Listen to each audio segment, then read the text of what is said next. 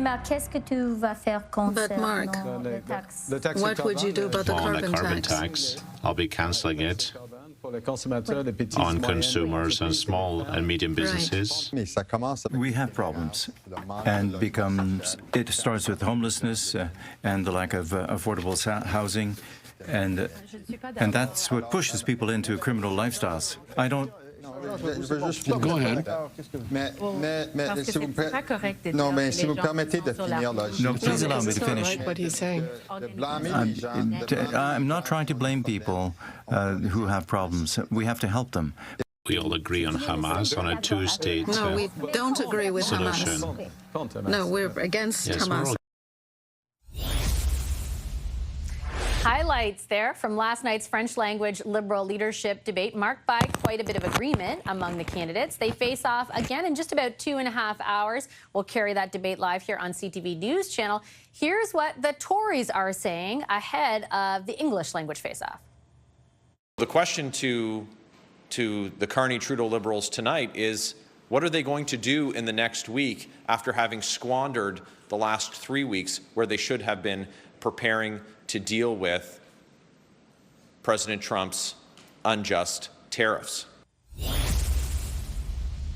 So what's at stake politically in tonight's debate, and what were the biggest takeaways from last night's French debate? Let's bring in the front bench to talk about that. With me tonight, former New Brunswick Liberal Premier Brian Gallant. He's now the CEO of Space Canada. Former Conservative Deputy Leader Lisa Raitt is here. She's the Vice Chair and Managing Director of Global Investment Banking at CIBC. CTV News political analyst and former NDP leader Tom Mulcair is with us, as is the Toronto Star's Queen's Park Bureau Chief Rob Benzie. Hi, everybody. Very nice to see you. Two quick things I wanted to touch on the debate. The first is what we said in the introduction, Brian. I get it. There's an election likely very close. Everyone's part of the same party. But this was like the softest debate I've seen in a long time, even thinking back to some of the Conservative leadership ones. Like, there were maybe 2 times where Karina Gould didn't agree with everyone, and everyone else was just kind of almost helping each other at some points. Did that surprise you at all? Did you expect it to be that kind of, I guess, friendly? Well, I'm certainly happy that it was friendly. I think not only for the Liberal Party is that probably what's best given the circumstances, probably better for any party that's doing a leadership to not sort of try to knock out your former or future colleagues. And also, I think just in general, it'd be nice if politics were a little bit more like that. But obviously, the circumstances are probably what's dictating it. We have people that are friends on that stage, people that are colleagues on that stage. And frankly, they agree on a lot of things. So I think all of that played into it. I think Mike analysis before our segment, Vashi, is spot on as well. I think the idea that in French is their second language, they're probably a little more timid. A lot of it they realize is a bit of an audition to see how good they are in French. So they're all sort of a little more focused on that than they are maybe trying to get a jab in. So maybe tonight I think it might be a little more on the sort of typical side of a political debate, but I still think, as Mike said, I think his analysis was spot on. It will still be pretty cordial, and they'll still find ways to agree with each other. And when they don't, I think they'll be respectful about it. Tom, let's talk about French for a second, because part of what the Tories were saying today was, it may not be an issue in this context, the leadership, but certainly an election campaign up against the Bloc leader, Mr. Blanchet, or the Conservative leader, Mr. Poilievre. The language issues in particular with Mr. Carney will be a bigger problem. What is your sense of that?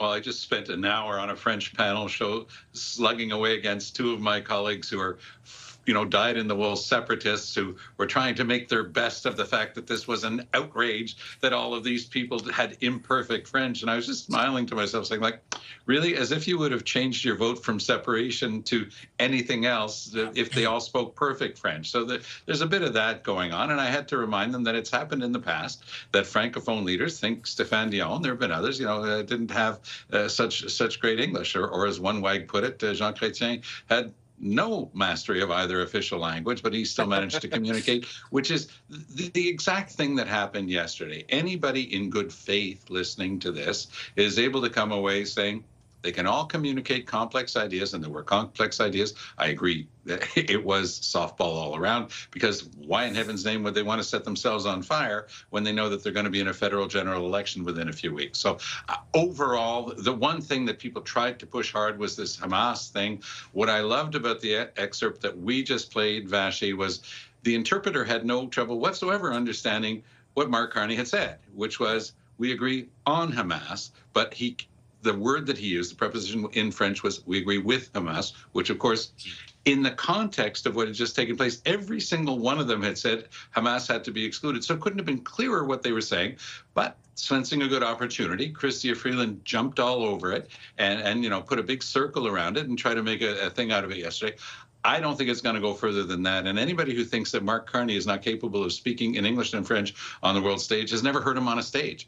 I've heard him give impressive lectures in French at the University of Montreal. I've heard him speak individually with students on complex issues. The guy can communicate in French, and the more he gets back in the saddle of speaking French regularly, I'm sure the more it's going to be easy for him. But last night was a bit arduous for all of them. The only person who was fluent, of course, is Frank Bayless, and even though he's a friend, I have to always say that because he is a friend. He knows that he's a long shot, but he's still got a few ideas out there and pushed hard on his own themes. What's your sense, Lisa, of, the narrative heading into this was there's really been very little scrutiny on Mark Carney, very little pushback. Maybe these debates would be sort of a first test in some way of what he's been able to do from a polling perspective and all that kind of stuff. What is your sense of whether or not that's coming to fruition?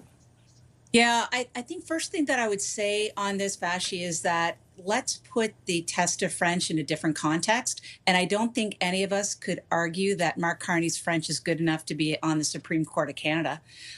So why wouldn't we want to have that level of French for our prime minister? So, how fluent you are, how bilingual you are, seems to be a sliding scale in terms of the competency that we're looking for in Canada. And if we can just find one kind of standard, that would be great. But I don't think that should hold us back from taking a look at the bigger question, which is, well, what did they communicate in policy?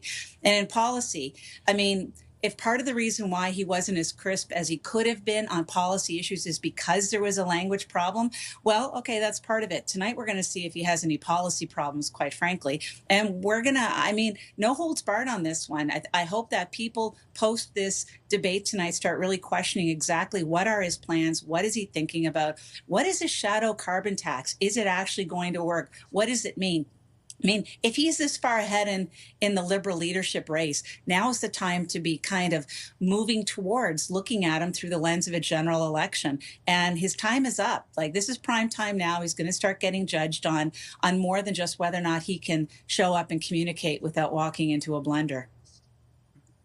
I agree that the questions should be asked. Yeah. I just don't know if they will, Rob, because if last night's any indication, yes, there were a few sort of, we'll do this versus this, but not a lot of prodding of really any of them, to be fair, to lay out the specifics of what they plan to do in those areas. No, Bashi, as I was saying to you last night, that the scrums after the debate were more interesting than anything in the debate, because at least journalists were able to press the candidates on their differences and what their plans are. We learned, thanks to my colleague Alex Ballingal, that Mark Carney is in fact going to run, even if he doesn't become the leader on March 9th. He's going to stay and run as an MP and be a member of the Prime Minister Freeland or Prime Minister Gould. Ray said that to me as well, but they always say that for sure, and it's the only answer you can give. But listen, it was the closest thing to news, because that was a very it was everyone. Oh, you're so agreeable. No, I'm more agreeable. No, you're more agreeable. It was very, very agreeable. And I think Tom and Brian,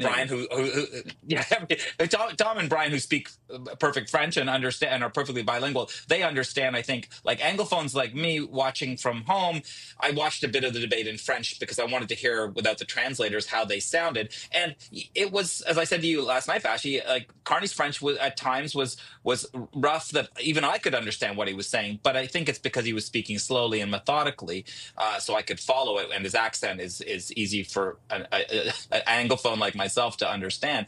But I think for most Canadians, they will be, to Lisa's point, that's not going to be an issue. And I don't think it'll be an issue. Maybe Blanchette will make it an issue and the Bloc will make it an issue. But Mr. Carney will work on his French, I'm sure, after he wins on March 9th, which I think he's going to. Although he could be in an election just a few days later, so he might not have that much time. We shall see. Yeah, he might not have much time.